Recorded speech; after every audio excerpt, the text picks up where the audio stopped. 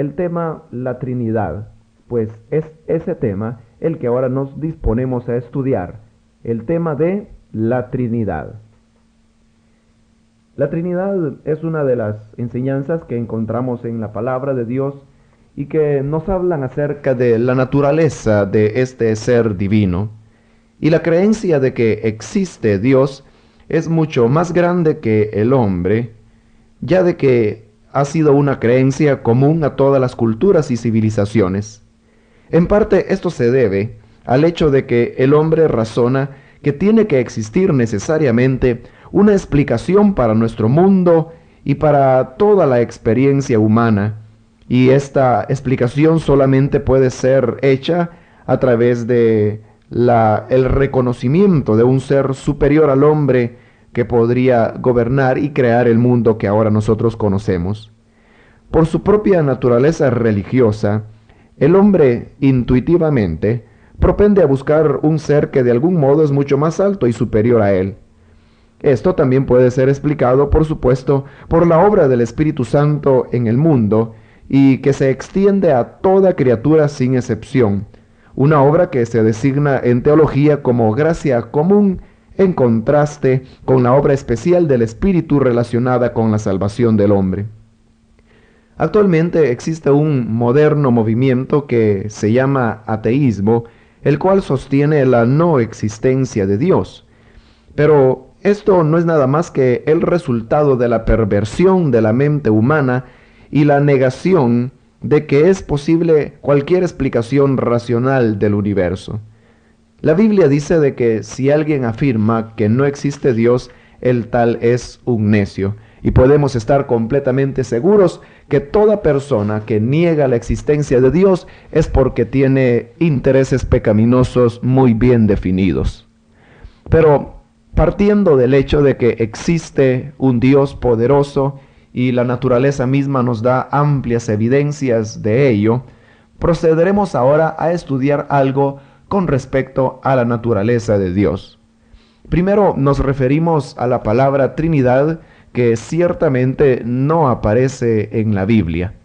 Pero el hecho de que la palabra Trinidad no aparezca en la Biblia de ninguna manera es un argumento para definir que Dios no sea una Trinidad, ya de que hay otras doctrinas fundamentales de la Biblia que también su palabra no aparece en la Biblia y que sin embargo es una verdad escritural.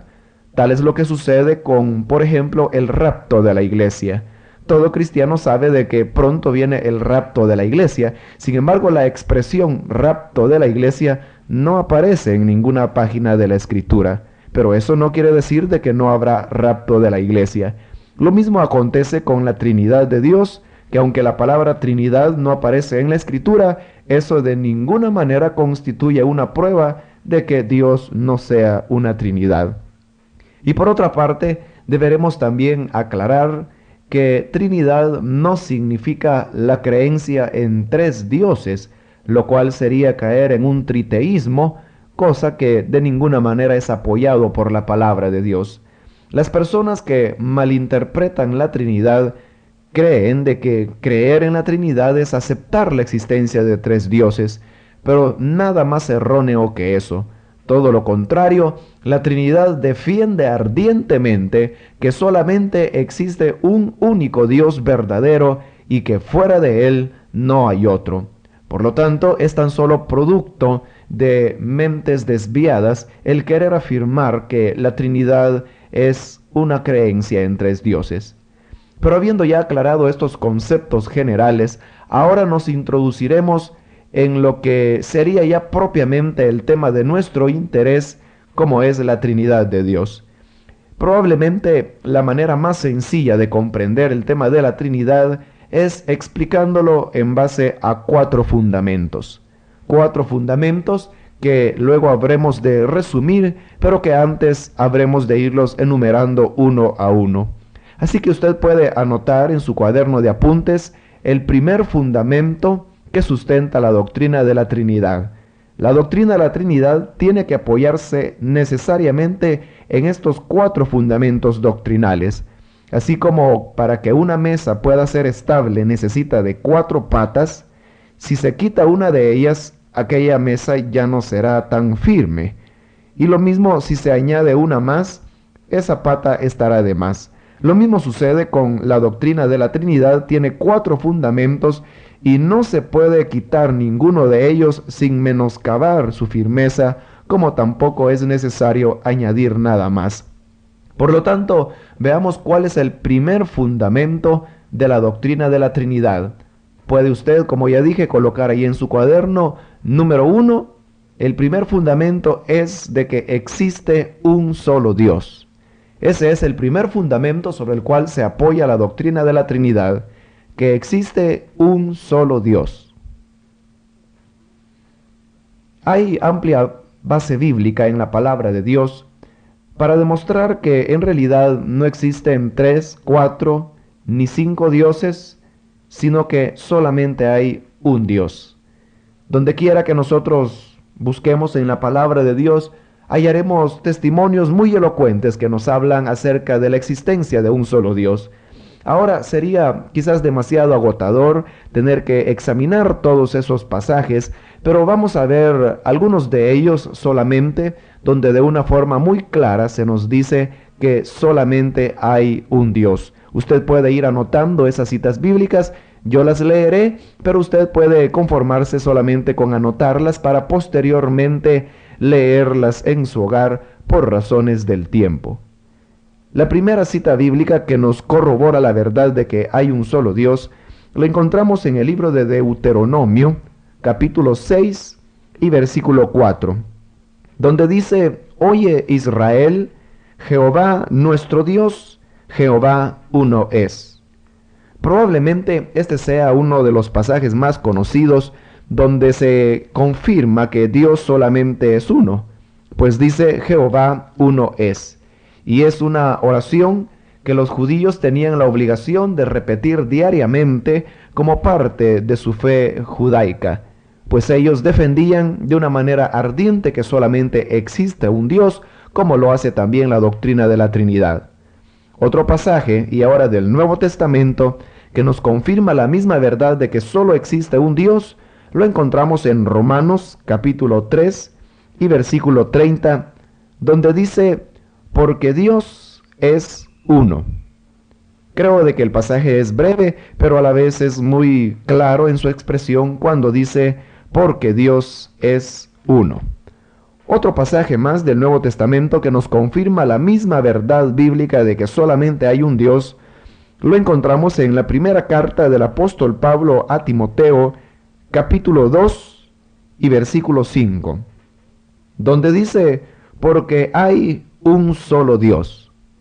Un pasaje también muy claro, donde de una manera contundente se nos corrobora esta primera gran verdad de que solamente hay un Dios. Y como digo, esta es la primera base sobre la cual se edifica la doctrina de la Trinidad. Por esa razón es que decíamos hace un momento que creer en la Trinidad no es creer en 3 dioses, todo lo contrario. La doctrina de la Trinidad declara en primer lugar que solamente existe un Dios y es este su primer fundamento. Ahora pasamos a analizar el segundo fundamento de la doctrina de la Trinidad.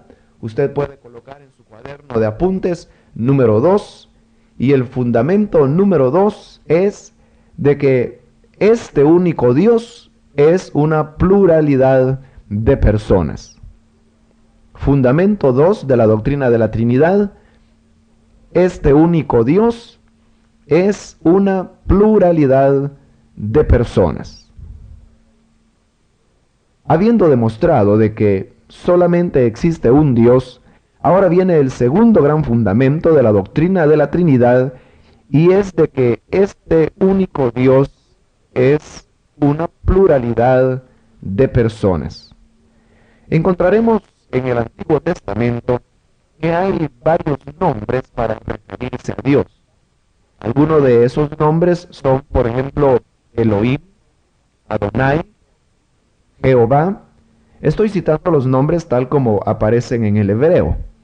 Pero es interesante que todos estos nombres se encuentran en el número plural del hebreo. Esto es muy Interesante, ya de que el hebreo en cuanto al número es diferente al número en español. Nosotros en el idioma español tenemos solamente dos números. Por una parte está lo que llamamos el número singular cuando se refiere a un solo objeto o persona. Pero luego está también lo que llamamos el número plural cuando nos referimos a dos o más objetos y personas. Esto es en el idioma español. En el idioma hebreo, en el cual fue escrito el Antiguo Testamento, no solamente hay dos números como en español, sino que hay tres números. En primer lugar está el número singular, que es cuando se refiere a una cosa o persona. Luego está el número dual, que es cuando se refiere a dos personas o cosas. Y finalmente está el número plural, que se refiere a tres o más personas y cosas. Y es interesante de que todos los nombres de Dios en el Antiguo Testamento, como los que ya mencioné, Elohim, Adonai, Jehová, todos son nombres que se encuentran en número plural. Es decir, que cuando un hebreo leía la Biblia, entendía de que en Dios había una pluralidad de personas y que este número de personas hasta ese tiempo todavía no estaba definido, pero se entendía que se trataba de tres o más, no de dos, porque en ese caso se hubiera usado el número dual, y también no se trataba de una sola personalidad, pues en tal caso se hubiera usado el número singular. Pero al usarse el número plural en el hebreo, indicaba de que habían tres o más personas dentro de esa única deidad. Por otra parte, la Biblia usa muchos pasajes donde al referirse a Dios lo hace con pronombres que también aparecen en forma plural. Por ejemplo, en el libro de Génesis capítulo 1 y versículo 26 dice: Entonces dijo Dios, hagamos al hombre a nuestra imagen, conforme a nuestra semejanza, y señoree en los peces del mar, en las aves de los cielos, en las bestias, en toda la tierra, y en todo animal que se arrastra sobre la tierra.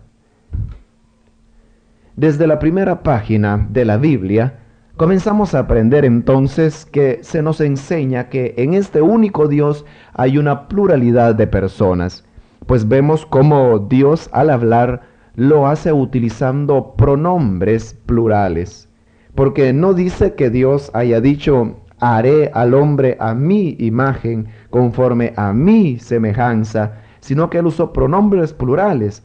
Él dijo: hagamos al hombre a nuestra imagen, conforme a nuestra semejanza. Entonces, si Dios utilizaba verbos y pronombres plurales, es porque se entendía que en Dios había una pluralidad de personas. Lo mismo sucede en el capítulo 3 del mismo libro de Génesis. En el capítulo 3, versículo 22, dice: Y dijo Jehová Dios: He aquí el hombre es como uno de nosotros, sabiendo el bien y el mal. Ahora pues que no alargue su mano, y tome también del árbol de la vida, y coma, y viva para siempre. Una vez más tenemos a Dios hablando, y él dice: he aquí el hombre es como uno de nosotros.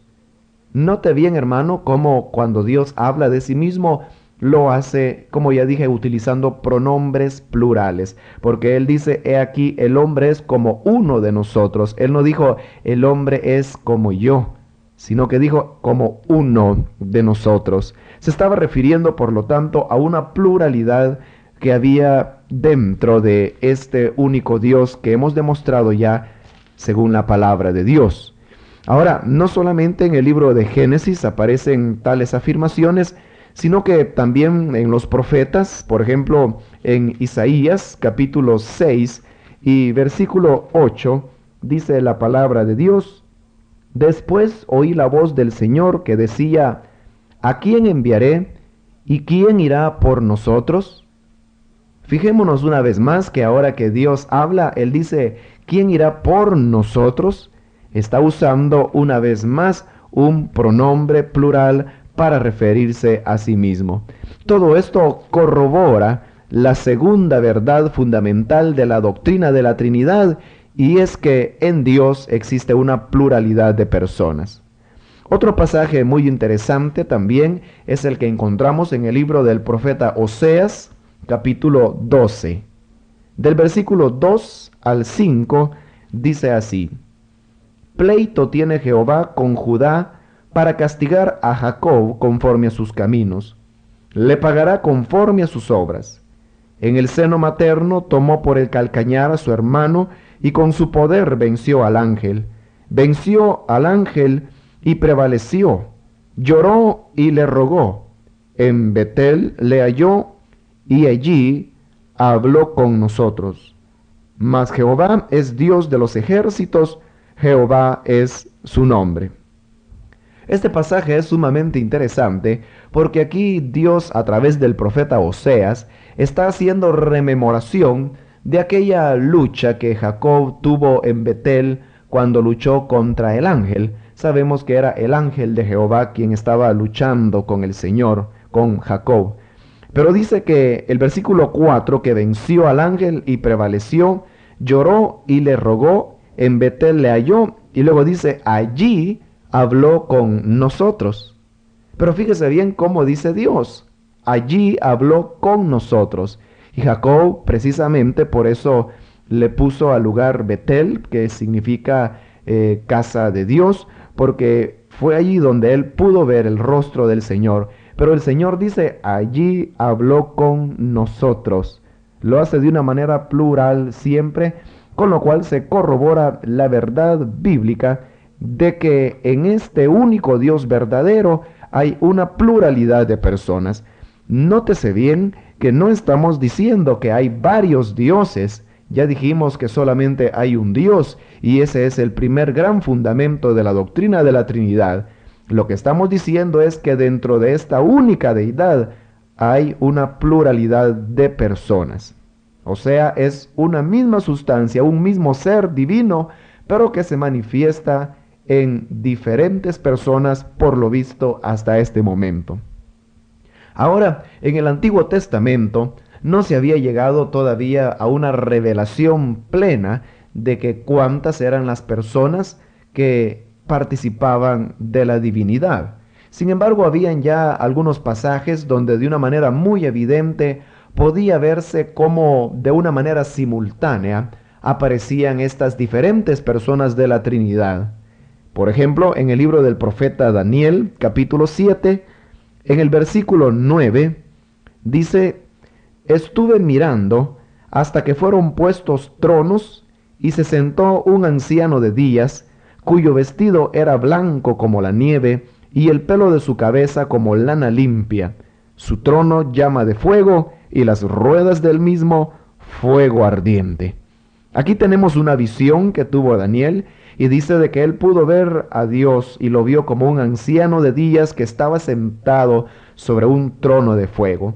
Pero en la misma visión, más adelante en el versículo 13 dice, miraba yo en la visión de la noche y he aquí con las nubes del cielo venía uno como un hijo de hombre que vino hasta el anciano de días y le hicieron acercarse delante de él.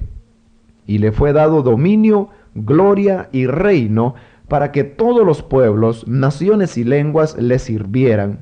Su dominio es dominio eterno que nunca pasará y su reino uno que no será destruido.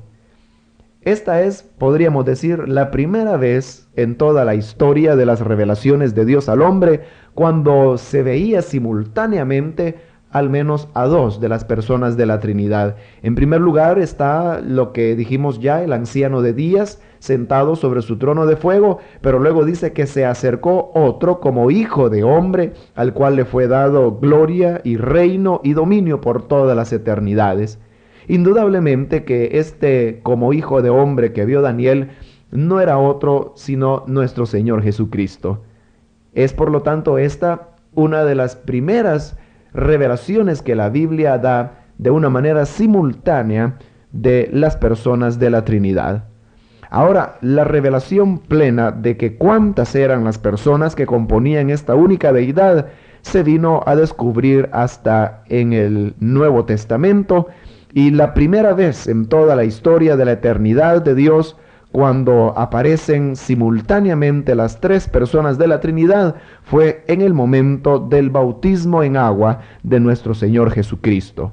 Esto se nos narra en el Evangelio según San Mateo, capítulo 3, versículos 16 y 17, donde dice: y Jesús, después que fue bautizado, subió luego del agua, y he aquí los cielos le fueron abiertos, y vio al Espíritu de Dios que descendía como paloma y venía sobre él. Y hubo una voz de los cielos que decía: este es mi Hijo amado, en quien tengo complacencia. Esta es, como digo, la primera vez en todas las eternidades de Dios en que se le mostraba al hombre que esta pluralidad, que en el antiguo tiempo no se sabía cuántas personas eran, ahora se estaba declarando que eran tres personas, y las vemos simultáneamente. En primer lugar, el Señor Jesús, que estaba en el agua siendo bautizado por Juan.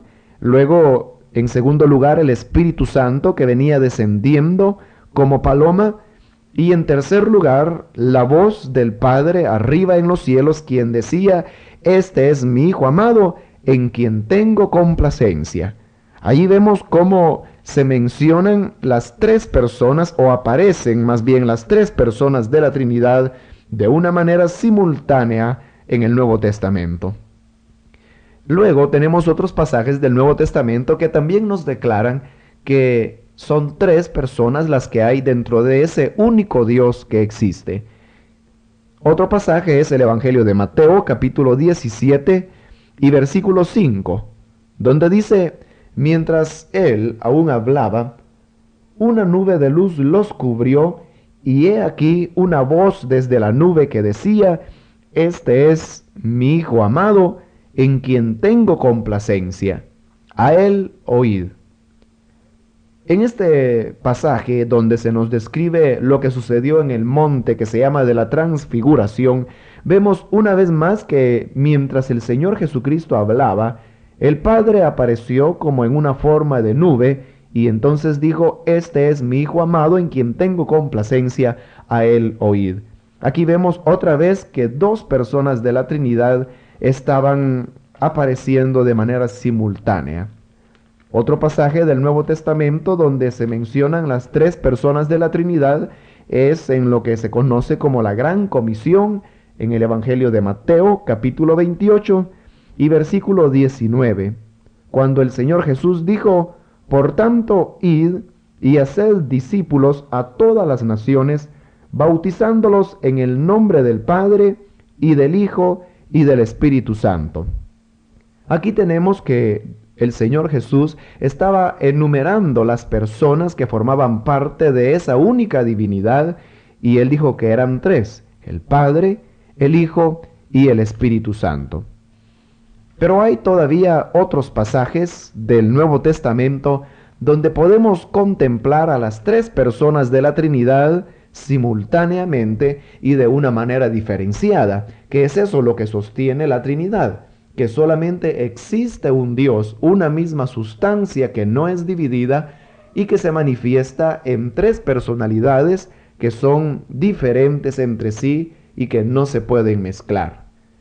En el libro de los Hechos de los Apóstoles, capítulo 7, versículos 55 y 56, dice la palabra de Dios: pero Esteban, lleno del Espíritu Santo, puestos los ojos en el cielo, vio la gloria de Dios y a Jesús, que estaba a la diestra de Dios. Y dijo: he aquí, veo los cielos abiertos y al Hijo del Hombre que está a la diestra de Dios.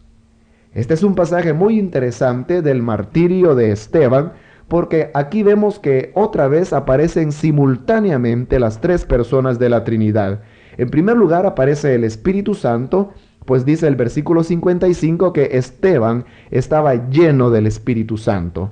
Ahí tenemos la primera persona que estaba llenando a Esteban. Y luego dice que puesto los ojos en el cielo, vio la gloria de Dios. Ahí está otra persona de la Trinidad, Dios.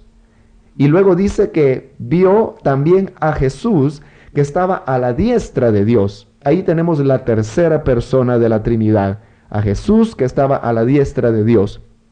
Y el mismo Esteban lo dijo: he aquí veo los cielos abiertos y al Hijo del Hombre que está a la diestra de Dios. Es una porción más del Nuevo Testamento que nos confirma que hay tres personas en la única divinidad que existe, y hemos visto que son el Padre, el Hijo y el Espíritu Santo. Ya nuestro tiempo ha llegado a su fin y todavía tenemos más pasajes que nos confirman la veracidad de que en Dios hay una pluralidad de personas. Pero antes de finalizar, hacemos un resumen y decimos que la doctrina de la Trinidad no enseña que hayan tres dioses. Todo lo contrario, confirma que solamente existe un Dios, y ese precisamente es su primer fundamento, que solo hay un único Dios verdadero. En segundo lugar, el segundo fundamento de la doctrina de la Trinidad es que en este único Dios verdadero hay una pluralidad de personas, las cuales algunas veces aparecen en la Escritura simultáneamente y se sabe que son tres: el Padre, el Hijo y el Espíritu Santo. A ellos sean gloria hoy y por todos los siglos de los siglos. Amén.